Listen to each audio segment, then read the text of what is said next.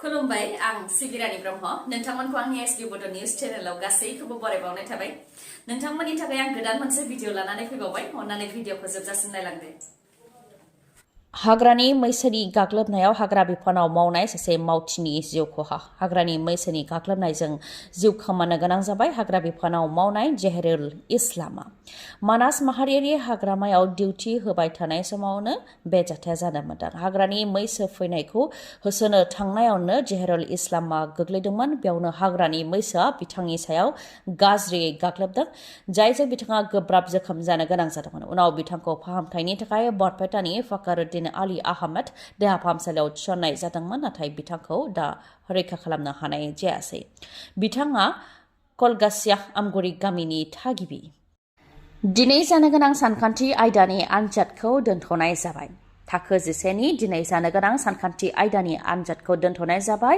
माखासे जाहोननि थाखाय आनजादखौ पस्टपन खालामनाय जादों आसाम स्टेट स्कुल एडुकेशन बोर्डआ बेखौ फोसावदों थाखो 11 नि दिनै जानो गोनां मैथमेटिक्स आयदाखौ दोनथ'नाय जाबाय आनजादखौ माला खुंफिननाय जागोन बेखौ जेबो फोसावथ'वाखै आसाम स्टेट स्कुल एडुकेशन बोर्डनिफ्राय उननि समाव बेखौ फोसावनानै होनाय जागोन इरिना बड'आ जोबथा हां लाबाय जाब्रबथायजों मोगा-मोगि जानांनाय इरिना बड'आ थांनाय 22 मार्चनिफ्रायनो देहा फाहामसालियाव फाहामथाय लागासिनो दंमोन 8 सान देहा फाहामसालियाव जिउजों जुजिनायनि उनाव इरिना बड'आ दा जोबथा हां लाबाय जरहाटआव जाब्रबथायजों मोगा-मोगि जादोंमोन इरिना बड'जों लोगोसे बिथांनि लोगोफोरा सिगांनि समावनो बिथांनि गुबुन सानै लोगोआ जिउ खोमादोंमोन दा इरिना बड'आबो जोबथा हां लाबाय इरिना बड'खौ जरहाटनि मिशन देहा फाहामसालियाव फाहामथाय होबाय थानाय जादोंमोन नाथाय बिथांखौ रैखा खालामनो हानाय जायासै काजिरङा इउनिभार्सिटिनि फरायसामोन बिथाङा आरो इउनिभार्सिटि फारसे फैबाय थानाय समावनो बिथांजों लोगोसे बिथांनि लोगोफोरा जाब्रबथायजों मोगा-मोगि जानो गोनां जादोंमोन जेराव दा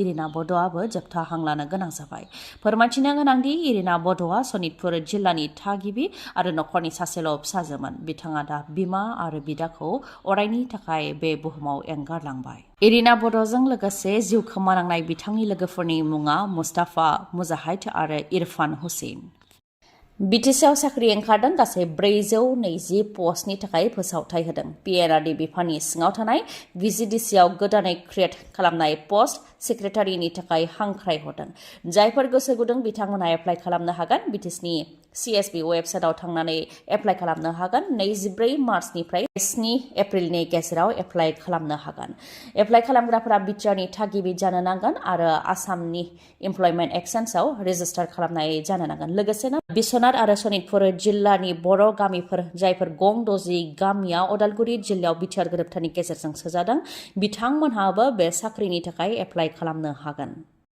दखान गलाखौ 24 घन्टा बेखेवनो गनायथि होबाय आसाम सरकारा लोगोसे आसाम सरकारनिफ्राय जे सप्ताहिक बन्द फोसावनाय जायोमोन बे बन्दआबो थानाय नंला आसाम केबिनेटआव लाबाय बे थांखिखौ गुवाहाटी डिब्रुगड़ आरो सिलचर मिउनिसिपालनि सिङाव थानाय गलाफोरा दानिया 24 घन्टा गेवनाय थानो मोनसिगोन अदेबानि 24 घन्टा बेखेवनो गनायथि होबाय लोगोसेनो बेफोर मिउनिसिपालिटियाव आसाम सरकारनिफ्राय सप्ताहिक जि बन्द फोसावनाय जायोमोन अदेबानि सप्तासेयाव खेबसे बन्द फोसावनाय जायोमोन बे बन्दआबो थानाय नंला गुबुन टाउनफोराव हरनि 2 रिंगासिम गलाफोरखौ बेखेवनो गनायथि होबाय गामि ओनसोलाव 11 रिंगासिम गलाफोरखौ बेखेवनो गनायथि होबाय फालांगि बिथिङाव जाहाथे जौगायो अदेबानि फालांगिरिफोरा जाहाथे मोजां मुलाम्फा लाखिनो हायो बेनि थाखायनो आसाम सरकारा बे थांखिखौ लादों होननानै फोरमायथिदों नाथाय 24 घन्टा गला गेवनाय थायोब्लाबो गलाफोराव खामानि मावग्राखौ सप्तासेयाव 48 घन्टानि बांसिन मावहोनो मोननाय नङा अदेबानि मोनसे शिफ्टआव 9 घन्टानि बांसिन मावहोनो मोननाय नङा आरो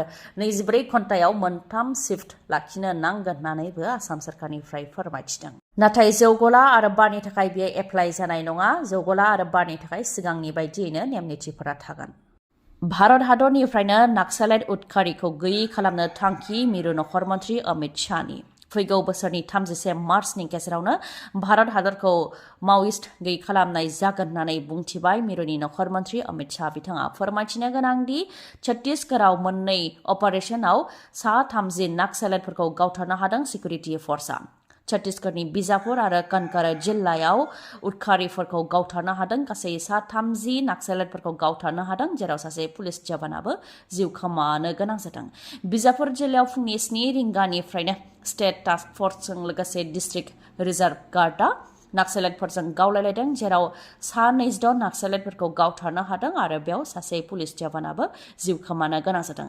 ओजोंहाय कानकारा जिल्लायाव BSF जों लोगोसे district reserve guard joint operation खालामनायाव 4 नाक्सेलाइटफोरखौ गावथारनो हादों गासै 30 नाक्सेलाइटफोरखौ गावथारनो हादों आरो बेखौ लानानै बेयो मोनसे गेदेर जाफुंसारनाय होननानै बिबुंथि होदों मिरु नखर मन्त्रि अमित शाहआ आरो फैगौ बोसोरनि 31 मार्चनि गेजेरावनो भारत हादरखौ मावइस्ट गैयै खालामनाय जागोन होननानैबो बिबुंथि होदों मिरुनि नखर मन्त्रि अमित शाह बिथाङा। गारि खावग्रा सिखावफोरनि गोदान सोलो नोरोम आखुनि सुबुंफोरखौ गारि बायहोनानै उनाव गारिखौ लांखारनायनि सोलो बाहायदों सिखावफोरा। बेबायदि सोलो गोनां 4 सिखावफोरखौ हमनो हादों मंगलदै पुलिसआ। फोरमायथिनाय बायदिब्ला मोहम्मद शरीफुल हक मुंनि सुबुङा नखरनि सोमोन्दो जानाय सासे सुबुंनि न'आव फैनानै लब दिन्थिफैदोंमोन। गारि बायनायाव खालि डकुमेन्टफोरखौल' होनो थाखाय खावलायफैदोंमोन आरो गासै रांखौनो जों होगोन होननानै लब दिन्थिदोंमोन आरो डकुमेन्ट होनायनि थाखाय दानफायाव 5,000 राङै होलांबाय थागोन होननानैबो लब दिन्थिफैदोंमोन।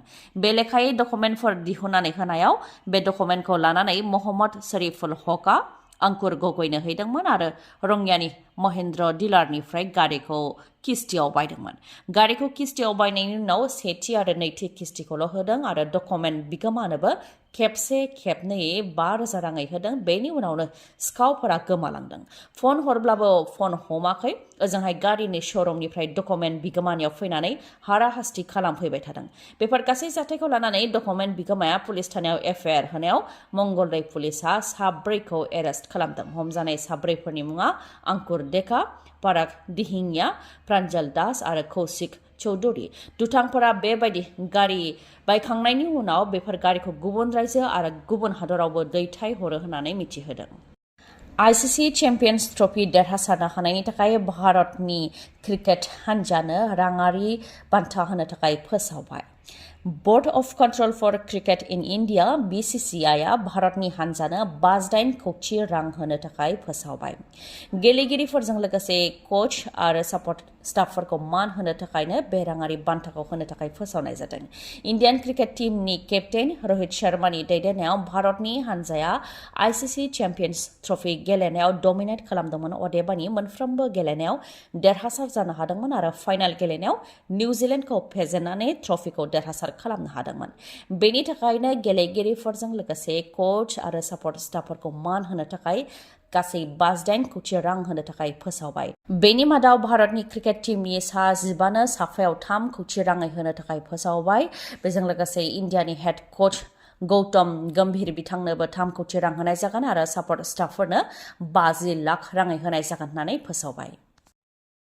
नोंथांनि मेगनाव जेंना जादों नामा? जुदि जेंना जादोंब्ला आरो नोंथाङा मेगननि मोजां डक्टर नागिरदोंब्ला नोंथांनि थाखाय मोजां खौरां।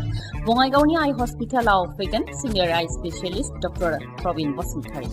बिथाङा एम्स निउ दिल्लीनि बारग' SR, RPC आरो दिल्ली GNCTनि बारग' आइ कनसाल्टेन्ट। डक्टर प्रबिन बसुमतारीनि अनगायैबो मेगननि डक्टर आशराफुल आलम आरो डक्टर मेघाली शर्माखौबो बङाइगावनि आइ हस्पिटालाव नोंथांमोनहा मोननो हागोन।